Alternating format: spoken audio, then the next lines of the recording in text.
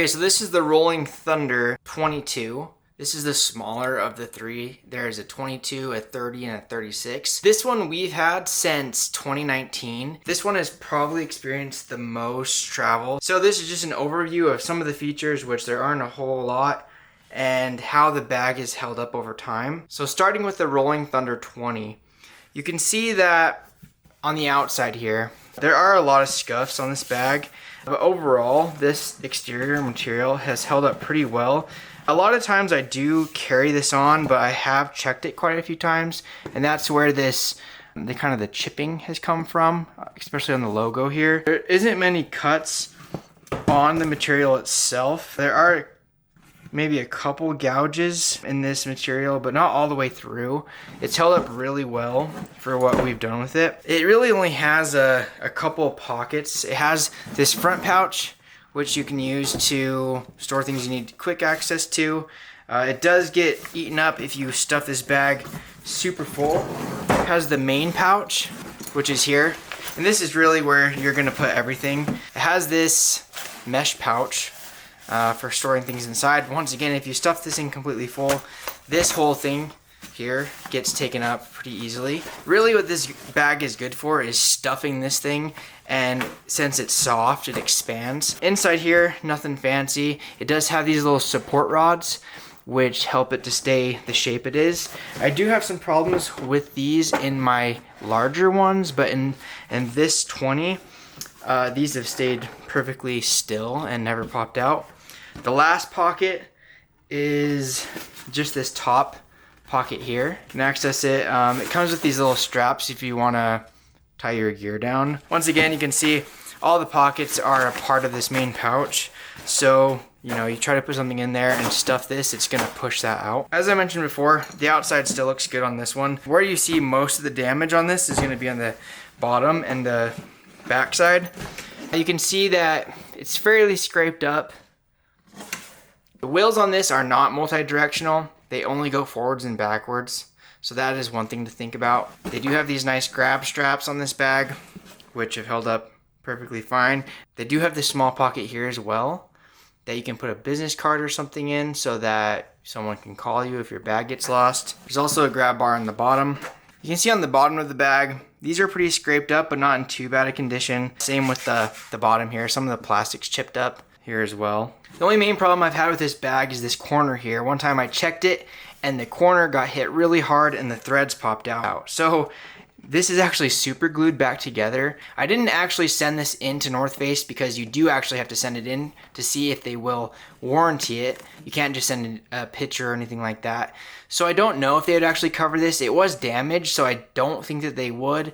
But, it could be possible if I sent it in. I just didn't want to go through that process. Now, we do have two of these. The other one's honestly in better condition than this one even is. This one's much worse off, and we've had it since 2019. And just to reiterate, we used these as our only bags for 2 weeks in China, Europe multiple times. In total, we've probably used this bag over months and months of travel, and it's held up pretty well. Okay, so here's the North Face Rolling Thunder 30.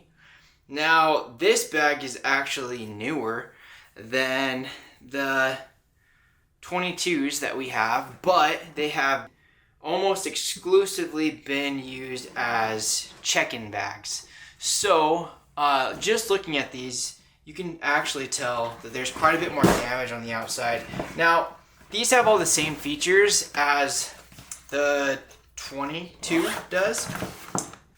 It has the same outside pocket, but obviously it's much bigger. It has the outside pocket for your business card or luggage tag.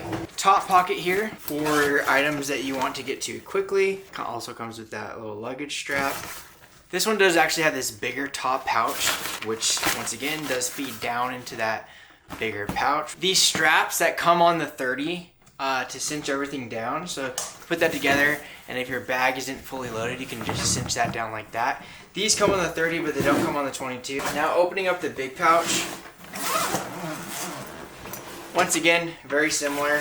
It's just wide open. Now, before I had mentioned that I had some issues with the cage in the bottom of this bag. So if you look down in here, you can see that these bars are popped out of the little hooks, and this actually isn't just for the video. Every time I use this bag, these pop out, and it could just be a fault with this particular bag, but I always have to fix this. The main thing that it does is it holds up this back so it doesn't collapse in on itself, but it's really annoying that it happens every time. This bag also has straps built in on the inside so you can tie things down on the inside. This bag has held up pretty well. The only thing is the outside. If you look at this, you can see that it actually has almost torn through, so not torn through, but it's torn off the outside here in several spots. I've had this bag since 2022 and it's been on 4 international trips, so that's where most of this damage has come from. Now looking around the rest of the bag, there is some light damage here. You can see like the discoloration and scratches here. Very similar to the 22s that we have. The wheels are still all in working condition, and that is something I've been really surprised with, especially on the 22s, as much as we've pulled them around.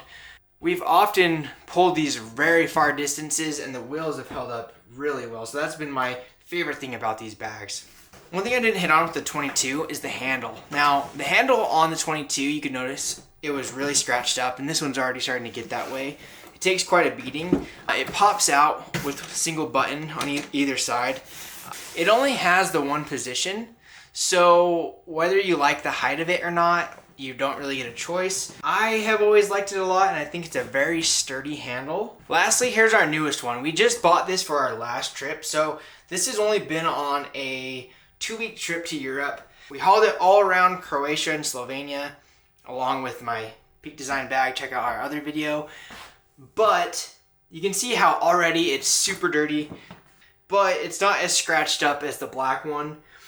Has all the same features. It just honestly looks a lot cleaner since it hasn't been through so much. The back is already starting to get scratched up, but when you check luggage, there's not much you can expect. The main things I would be concerned about is, are you getting holes in this? Which we are not. We're getting scratches, but we're not getting holes. Are the wheels still working? Yes. Even on the 22s, which have seen the most damage, the wheels are still working. Is the handle still working? Yes, the handles are still working well, slide in and out, and don't give you any shake. Lastly, the zippers are all working just fine. One thing I didn't show on this is the handle. This handle has been used since 2019, and as you can see, it's still holding up well. There really is no problems with it. It goes in and out just fine. Now be aware, there really is only one locking position, so at that length you better like it, because that's what you get. Overall, I like these bags a lot. I think they give you a lot of space in a small package, plus you get the extra space of being able to stuff this and it expanding a little bit.